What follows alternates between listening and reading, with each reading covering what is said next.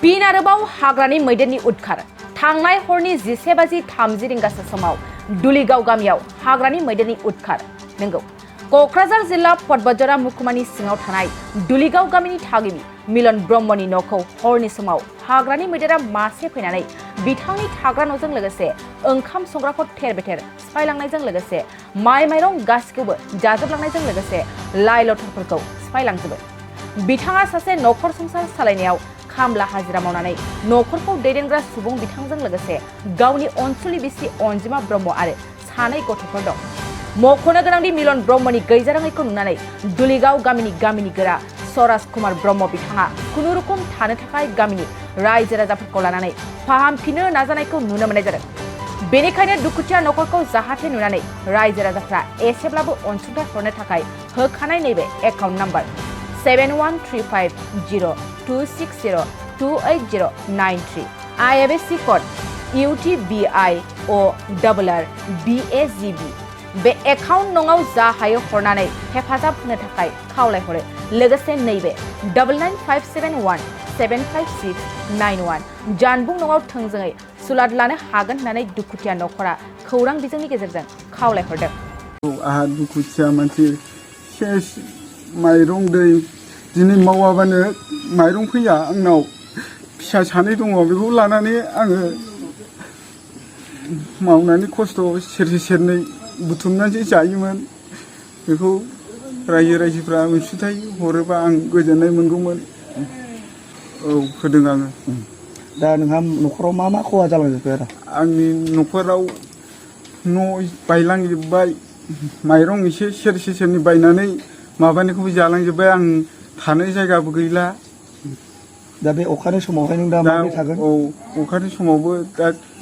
रायजो राजाफोरखौ एसे खाथु खुबाबो थाथुमसै होननानै आङो हांख्रायनानै लेंहरदों सारा अननानै अनसुंथाइ हरनांगोन गैयै मानसिखौ नुनानै जेबो उफायानो गैया माइ माइरं जोङो खाजिरा मुजिरा मावाबानो मोनजाया बेखौबो जालांजोबोबा दा जों माखौ जानानै थागोन गरसेबो माइरंआनो गैया दा जानोनो होनबा मारै बिसि फिसाया थांनानै थागोन आंहालाय सानैल'नो साब्रै जायो जोङो बेखौ दा हराव संनोनो जानोनो गैया एसे जा खामायनानै लाबोनाय बेखौ जालांजोबबाय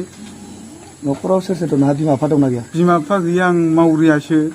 बेखौनो खस्थ' मस्थ' मावनानै जोङो जायोमोन बिब'फोर दङ बिसोरबो हाबा जाहैजोबबाय दा जोङो साब्रै बिसि फिसा दङ फिसाला सासे फिसाजो सासे बेखौनो खस्थ' मस्थ' मावनानै जायो जों मैदेरा माबैसेमोन मैदेरा मासेयैनो गिदिर आरोखि बे 11:30 फैदों आंबो गिनायजों मानायजों न' सिफायबा खारग'लांनो हानायखायसो नङाबा जों सेस जाजोबगौमोन बिसि फिसा गासिबो रायजो राजाफ्रा नैबे एकाउन्ट होनायाव थाइसे थाइनै अनसुंथाइ हरोबा आं मोजां जागौमोन गरिब मानसि आंनि नामा सराज कुमार ब्रह्म आं बे गामिनि सरकारि गावबुरा आं दा बर्तमान दासिमबो सरकारि गावबुरा हिसाबैनो दङ बे खामानिखौ आं दा मावगासिनो दं दा नोंथांमोननि नैबे दुलिगाव गामियाव थांनाय हराव जे हाग्रानि मैदेरा नैबे नोंथांमोननि गामियाव गोबां उदखार खालामनायजों लोगोसे नैबेनि थागिबिनि न'खौहाय जेरै सिफायलांजोबदों बे बेलायाव मा बुंगोन बेथ' जाथाया नंगौ दिनै हराव प्राय 11:30 समाव मैदेरा फैनानै नैबे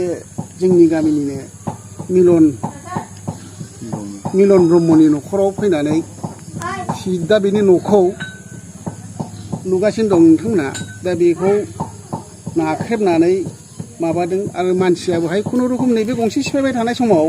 थाल मोननानै एसे गाव न'निफ्राय दर खेवनानै एसे नाहरबा जिनिसखौ नुनानै गिनानै खारनलांनो हादों गथ' गथाय सानै दंमोन बेखौ लानानै दस्रा न'खराव लोरिलांनो हादों दा बियो बिनि न'खरखौथ' सिफायलांजोबबाय गाख्रेबनानै माबालांबाय आरोखि दा थानोबो जायगा बेहा दा बर्तमान बिराद असुबिदा जानानै दं न'आ बोखाबजोबबाय दा आं बेखायनो एसे नैबे नोंसोरनि बे मिडियानि थ्रुयै बुंनो लुगैयो जे जों हयथ' बहाय नैबे फरेस्टनि माबाखौ जों खबर हरदोंमोन खबर हरबाबो बिसोर फैदोंबाबो बिसोर इसेबां रिसपन्स होआखै आरो दायित्वबिहीन बायदि खामानि मावदों बिसोरो जा बिसोरो गावसोरनि डिउटिखौ मावनांगौमोन बेखौ मावाखै बेवहाय जोङो दुखु मोनदों एसे आरो आं बेखौनो बुंनो लुबैयो बे मिडियानि थ्रुयै जाहाथे बिनि बिसय बिसोर मानो एक्सन लाया बेबायदियाव मानो दायित्वखौ बुजिया बेखौ एसे तदन्त खालामनानै नायोबा थिग जागौ मानसिफ्रानो फैबाबो गावसोरसो फासयलाबायनानै थायो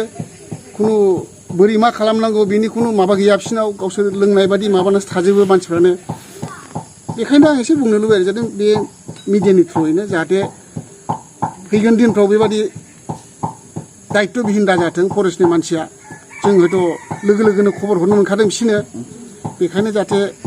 सांग्रां जानानै बेफोरबायदि बिपद समाव होबथाफैयो बा मोनसे सहाय खालामफैयो दा बेहाथ' न'खराव जानो लोंनोबो जा एसे एनै माइरं दैरं दंमोन बेखौबो सिलिंखार खालामलांजोब्बाय आरो बेसारा ओरैनोबाबो दुखिया मानसिगा ओरैनो खुनुरुखुम हाजिरा मावनानै बा जा थाइसे थाइनै मोनो बेजोंसो मावनानै बे जायो गथ' सानै दं बेखौ खाङो बिसि दङ दा बेहाथ' दा थानोबो जायगा गैला नै खुनुरुखुम दा बेखौनो जों गामिनिफ्राय जोङो जिखुनु बे थानायनि बेबस्थाखौ खुनुरुखुम बे बेराफोरखौ एसे माबालाबायनानै जों खाथेलाबायनानै होनो सानदों जों गामिनिफ्रायबो जा एसे एनै हायो बेखौ सहाय खालामनानै एसे एनै होनो सानदों आरो आं रायजो राजानावबो अनुरद खालामो जाहाथे नैबे गाख्रेबजानाय न'खरनो सोरबा रायजो राजाफ्रा अननानै एसे हागौमानि एसे एनै सहायता खालामनाय रां जेनेबा सोरबा 100 200 500 जा हायो बेखौ जाहाथे बयबो मदद खालामलायो आरो आं सरकारनावबो अनुरद खालामो बेनि थाखाय जाहाथे थानायनि बेबस्थाखौ जाहाथे खालामफिनो किसु एसे रां होनानै बा जिखुनु सहायता खालामनानै बिनि थानायनि सुबेबस्थाखौ खालामफिननो हानाय बेखौ आं खालामजानो लुबैयो आरो जों रायजो राजा बेखौनो खावलायो जाहाथे बेहा जाहाथे थानो मोनफिननाय बादि मोनसे माबाखौ खालामनानै जिहेतु जोंना रेभिनिउ भिलेज बियो जोंनाव बहाय खुनु माबा गैया दिनैसिम जाथाया बेबायदि जाफेराखै जोंना बियो दुलिगाव फाद्रि रेभिनिउ भिलेजाव गोलैखायो बहाय जोंना हा हुनि खुनु केलेंकारि गैया बेबायदि माबा गैया जों गोदो गोदायनिफ्रायनो थानानै थाबोजोबनाय बेवहाय आं ओंखायनो दा बेखायनो बुंनानै जाहाथे हागौमानि रायजो राजाया बिनि जानबुं नाम्बाराव एसे एनै बिनि एकाउन्टआव सोनानै जाहाथे एसे एनै सहायता खालामलायो गावजों गाव सानसे बेलासे बेफोर जाथाया जाहैदों सानसे बेलासे नोंनि आंनिसो गथे गावजों गाव जा गरसे गरनै हायै सहायता खालामलायनाया आं बेखौ लुबैयो आरोखि दा जोंबो गामिनिफ्राय जा हायो सेस्था खालामसै जोंनाव गामियाव जा एसे एनै फान्ड दं बेजों जों सानसे बेलासे बिदिनो गावजों गाव नायलायो आरो नायगोनबो जाखिनि हागौ आरो जों गामिनि सेंग्रासा गथ'फोरखौबो जों बेखौ एसे बेराफोरखौ माबाना होदो रिपेयार खालामना होदो आरो बेजों लोगोसे जाहाथे सरकाराबो अननानै जोंनि बे फरेस्टनि जोंनि बे रन्जित बसुमतारी बिथाङा आं खावलायो जाहाथे बे जाथां जालायनाय जानानै थांजानाय बिथांनि न'खराव जाहाथे अननानै एसे मदद खालामनो सेस्था खालामो आं बेखौनो खावलायो आरोखि बे मिडियानि थ्रुयै आं बेखौ बुंनानै दिनै आंनि बिबुंथिखौ नैबाव दोनथ'नो बुंनो सानो आरोखि दा रन्जित बसुमतारी सारखौ जाहाथे बिनि सिलिंखार जानाय न'आव जाहाथे बिसोर थाफिननो हानाय खुनुरुखुम नैबे नाख्रेबलांनाय न'खौ बा रिपेयार खालामनो बा बिनि थानायनि सुबेबस्थाखौ जाहाथे खालामफिननो हायो बेनि थाखाय जाहाथे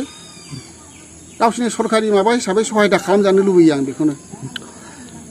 सिफायलांनायाथ' बेहाय न'खौ नाख्रेबदों सिगाङाव न'खौ नाख्रेबनानै बेरा सिफायनानै सिङाव माइरं दंमोन माइ एसे दंमोन बेखौ जादों आरो जखन बे जानाय समाव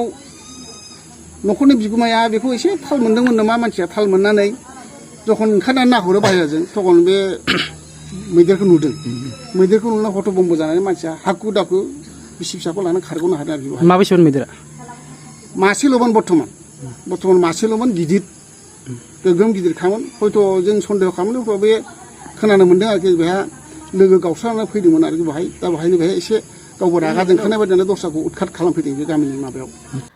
बङाइगाव मेरिडियान किया मटर शोरूमा नोंथांमोननि थाखाय लानानै फैदों बाम्पार अफार